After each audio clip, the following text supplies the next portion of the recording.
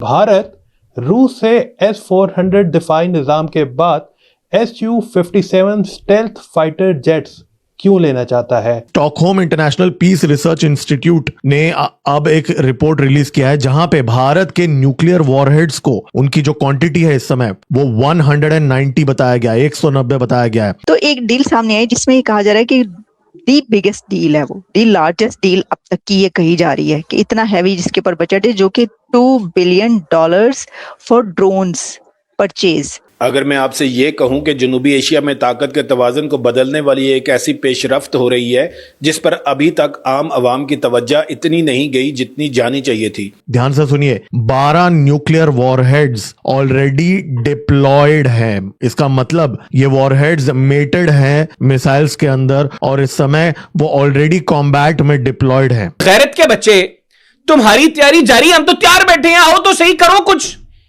मैं तो चैलेंज, मैं एक आम पाकिस्तानी हूं, मैं तुम्हें चैलेंज करता हूं इंडियन आर्मी चीफ को कि आओ करो कुछ।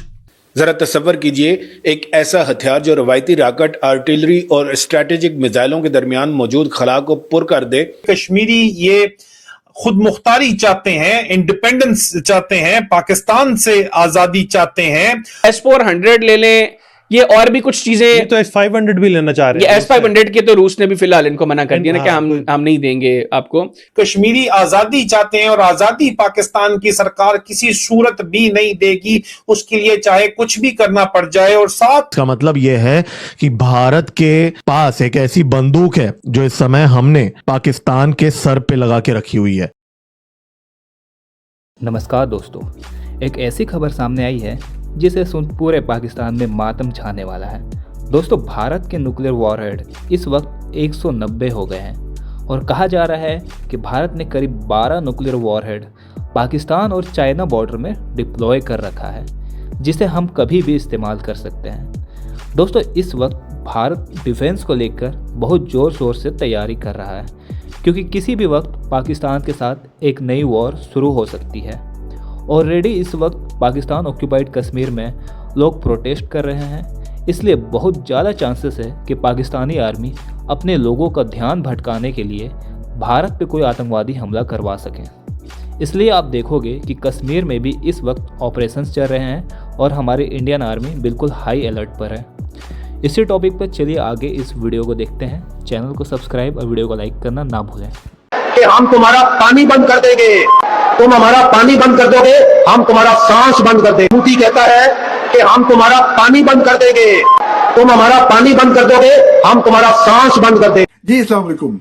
आपने सुना, सिर्फ यही नहीं कहा गया, यहां तक कहा गया कि अगर भारत ने पाकिस्तान का पानी रोका तो हम वो डैम जिसके जरिए पानी रोकने की कोशिश की जाएगी उसको मिसाइलों से उड़ा देंगे। ये बात कही गई और पूरी कौम ने सुनी।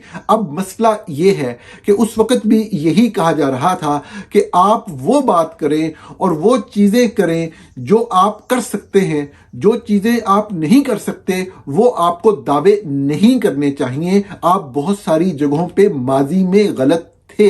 जहां पे आप दुरुस्त होते हैं पूरी कौम आपके साथ होती है, पॉलिटिकल पार्टीज आपके साथ होती हैं और आपको हमेशा सपोर्ट फराहम की जाती है। जब भारत ने हमला किया मई 2025 में, पिछले साल, पाकिस्तान में 9 मुख्तलिफ मकामात, बल्कि 9 नहीं कहना चाहिए, 4 कश्मीर में थे, 5 कश्मीर में थे, 4 मकामात मेन लैंड पाकिस्तान के ऊपर हमले हुए, मिसाइल के निशाना बनाया गया और पाकिस्तानी एयरफोर्स के तैयारों ने फौरी जवाब देते हुए भारतीय तैयारों को भी मार गिराया। लेकिन पाकिस्तान की सरजमीन पे जो हमला हुआ मिसाइलों का, पाकिस्तान भरपूर कोशिश के बावजूद उसका जवाब नहीं दे सका।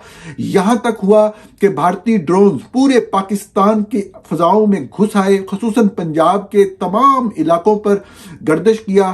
तकरीबन 100 के करीब लोग पाकिस्तानी इन ड्रोन और इनके लगे मिसाइलों से मारे गए। पाकिस्तान की इंतहाई सेंसिटिव तनसीबात के मुकामात तक ये वाले ड्रोन पहुंचे और जब पाकिस्तान ने कहीं 10 मई को जाकर जवाब देने की कोशिश की तो वो जवाब जो भारत का एयर डिफेंस सिस्टम था उसमें नाकाम बनाया। लेकिन भारत ने इस कोशिश करने का जवाब भी पाकिस्तान की 6 मुख्तलिफ एयर बेसिस पे बराह रास्त हमले करके दिया।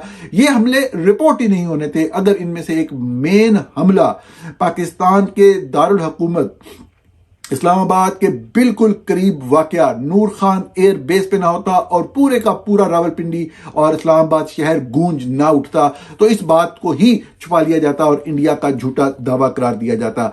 इसके बाद फौरी तौर पर यह बात समझ में आ गई कि हम थोड़ी देर पहले मिसाइल फायर करने की कोशिश कर चुके हैं, हम मिसाइल नहीं फायर कर पा रहे, नहीं हिट कर पा रहे टारगेट्स को मेन लैंड इंडिया में। तो उसके फौरन बाद जो है वो दूसरी तरफ कोशिशें शुरू हुई जंगबंदी की। उसकी डिटेल्स हम शेयर करते रहे हैं, बारहा करते रहे हैं। भारत जो है वो खबरें बहरहाल चलाई गई कि हम भारत में हमले कर रहे हैं और तकरीबन आधा भारत जो है तबाह कर दिया है। साथियों ने ट्वीट्स भी किए और बहुत कुछ किया, लेकिन जब भारत इस चीज पे एग्री हुआ कि पाकिस्तान का DGMO उनको कॉल करे और कॉल की गई और जब जंगबंदी पे इत्तेफाक हुआ तकरीबन 3:15 बजे के 5 बजे से जंगबंदी होगी, तो ये जो 1.5 घंटे का टाइम था, 1.25 घंटे का टाइम था, इसके अंदर भारत ने पाकिस्तान की मजीद 5 एयर बेसेस पे प्रिसीजन के साथ अटैक्स किए, जिसमें पाकिस्तान एयरफोर्स के जवान शहीद भी हुए, अफसरान शहीद भी हुए। बहुत ही अलमनाक दिन था, बहुत ही अफसोसनाक दिन था पाकिस्तान की तारीख का। 14 अगस्त 1947 से लेकर आज के दिन तक अगर 16 दिसंबर 1971 के बाद कोई दिन अफसोसनाक था तो वो 10 मई 2025 का दिन था, जब पाकिस्तान की 11 मुख्तलिफ एयर बेसेस को प्रिसीजन के साथ अटैक किया गया। हाथ बांध कर पाकिस्तान के ऊपर अटैक किया गया और पाकिस्तान किसी एक का भी जवाब मिसाइल हमले के जरिए नहीं दे सका। भारत के वॉर प्रिपेयर्डनेस को लेके हर 2 से 3 दिन में बड़े बड़े खुलासे हो रहे हैं। अब नया खुलासा यह है कि Stockholm International Peace Research Institute ने अब एक रिपोर्ट रिलीज किया है, जहां पे भारत के न्यूक्लियर वॉरहेड्स को उनकी जो क्वांटिटी है इस समय वो 190 बताया गया है, 190 बताया गया है। पिछले साल तक ये 180 था, 180 था और अब 10 न्यूक्लियर वॉरहेड्स ऐड कर दिए गए हैं। इतना ही नहीं, भारत के माना जा रहा है इस समय, ध्यान से सुनिए, 12 न्यूक्लियर वॉरहेड्स ऑलरेडी डिप्लॉयड हैं। इसका मतलब ये वॉरहेड्स मेटेड हैं मिसाइल्स के अंदर और इस समय वो ऑलरेडी कॉम्बैट में डिप्लॉयड हैं। इसको परमानेंट डिप्लॉयमेंट बोलते हैं।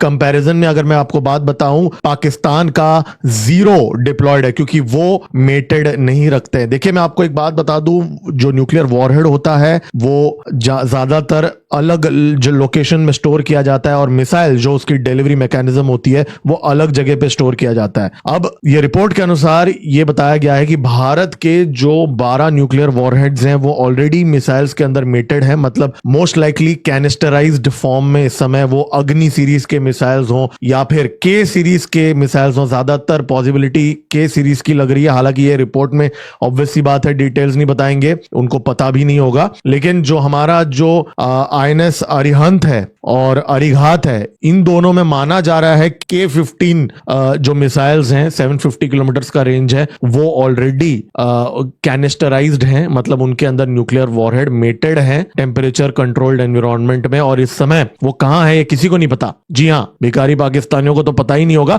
चीनियों को भी नहीं पता होगा कि ये न्यूक्लियर सबमरीन्स कहां पे हैं, न्यूक्लियर पावर्ड सबमरीन्स, और उनके अंदर ये मेटेड है, ऐसा इस रिपोर्ट के अंदर लिखा है। हालांकि उन्होंने नाम, जैसे मैंने कहा, नाम नहीं लिया है ये कौन से प्लेटफॉर्म्स हैं, लेकिन मैं एस्टिमेट कर रहा हूं क्योंकि इस समय हमारे पास जो हमारे SSBN जो हैं, अरिहंत अरिघात जो हैं, वो ऑलरेडी डिप्लॉयड हैं। अरिधमान भी डिप्लॉय की जा रही है हालांकि। तो और अग्नि सीरीज में भी हो सकता है, अग्नि प्राइम और अग्नि 5। मैं आपको याद दिला दूं, अग्नि 5 की अभी अभी एक बहुत ही मेजर टेस्टिंग हो गई थी MIRV टेक्नोलॉजी के साथ, multiple independent re entry vehicles. मतलब ये एक नाइटमेयर है चाइना के लिए। अगर हम हमारा अग्नि सीरीज का मिसाइल लॉन्च करते हैं चाइना के अंदर, पाकिस्तानियों को तो छोड़ दीजिए, उनके लिए तो हमारा अग्नि 1 ही काफी है, 5 तो ओवरकिल है पाकिस्तानियों के लिए। तो अग्नि 5 अगर हम MIRV चाइना के किसी भी टेरिटरी में अगर लॉन्च करेंगे, तो आपको मैं बेसिक्स बता देता हूं। MIRV के अंदर छोटे छोटे जो एक मिसाइल के अंदर से छोटे छोटे वॉरहेड्स निकलते हैं और वो डिस्पर्स हो जाते हैं अलग अलग लोकेशंस में, तो इनको इंटरसेप्ट करना बहुत ज्यादा मुश्किल है और वो टेक्नोलॉजी भारत के पास है। अब आप इसको जोड़ के देखिए कि भारत के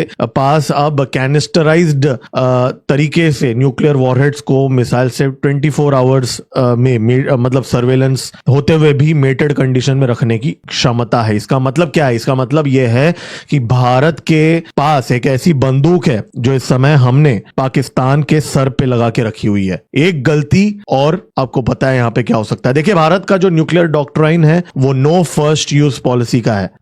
हमने बहुत स्पष्ट कर दिया कि हम पहले इस्तेमाल नहीं करेंगे। पाकिस्तानी हर 2-3 दिन में उनका जो चपरासी से लेके और झाड़ू पोछा करने वाले से लेके प्राइम मिनिस्टर से लेके सब लोग बोलते रहते हैं कि हमारे पास एटॉमी बम है। बम बोलते हैं ना, वो बम नहीं बोलते, बम बोलते हैं, वो बम है हमारे पास।